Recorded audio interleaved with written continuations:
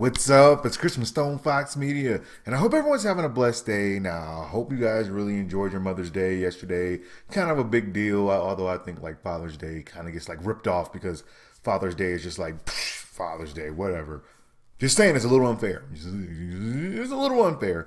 But anyway, let me tell you guys what's going on in gaming news right now. And it looks like some interesting news has just come down from Nintendo, because Nintendo has just teased surprises for E3.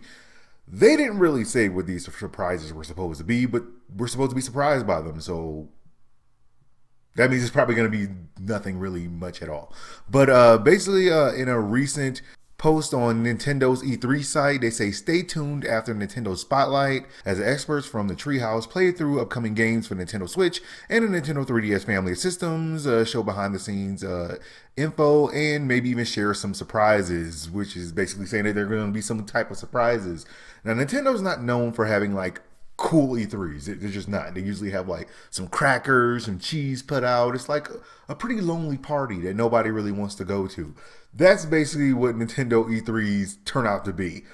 But it does look like they do have some surprises planned, and I think it may have something to do with Call of Duty. And don't quote me on this, but this is a rumor at this point, because it looks like Call of Duty World War II may be coming to Nintendo Switch. Now, this is just a rumor. Nintendo hasn't got a Call of Duty since the last time the Wii U came out, and it was a total disaster because there was only like 3 people on it. I know because I had it, and it was like 3 people on it, and they were like kids, and they were like, "Hey, I just wanted to say like, hey, like what are you guys like doing? You guys want to like go to the mall and stuff?" And I'm like,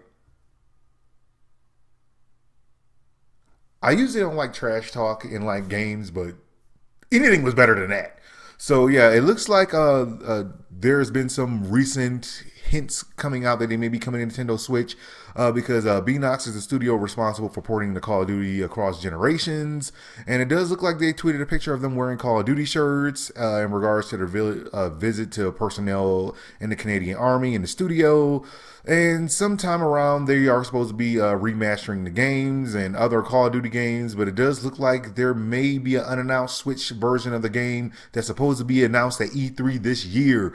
Now, I know that a lot of people, when they think of Nintendo and they think of like Call of Duty, is going to be downgraded, it's going to be ashy, it's going to just be the ashiest thing. You just need to slather the lotion all over you just to be able to play Call of Duty on a Nintendo device. But this system is selling so well right now, and I can't say Nintendo Switch is a failure. It's not a disaster. So the publishers are going to start putting games on this system. How they're going to look is one thing completely different, because you know Scorpio is going to look way better, and you know Pro is going to look pretty good. Nintendo Switch is going to look dusty. It's going to look so dusty, but they're going to put it on it. So if you have a Nintendo Switch, you're in luck. It just might be coming. Now, I did want to talk briefly about a news article that did catch my attention because it was basically titled that Nintendo and Microsoft are ready for the Play Anywhere future, but it's Sony.